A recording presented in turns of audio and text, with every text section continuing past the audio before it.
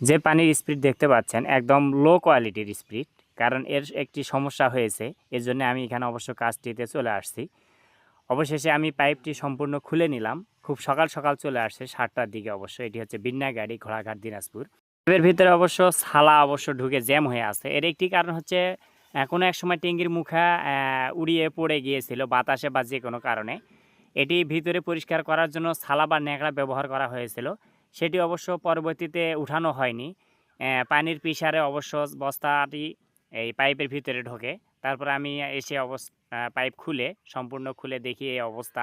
আপনারা অবশ্য সরাসরি ভিডিওর মাধ্যমে দেখতে পাচ্ছেন। সম্পূর্ণ পাইপ খুলে অবশ্য আমি সুন্দরভাবে পরিষ্কার করে নিচ্ছি, যেন ভিতরে কোনো ময়লা বা কোনো কিছু আর না থাকে। জ্যাম হয়ে থাকলে আবার এরকম হওয়া সম্ভব। সুন্দরভাবে পরিষ্কার করে নিয়ে দেখতে পাচ্ছেন পরবর্তীতে পানির স্পিড অনেক সুন্দর হচ্ছে। পরবর্তীতে সেট আপ করেছি, আলহামদুলিল্লাহ, ধন্যবাদ।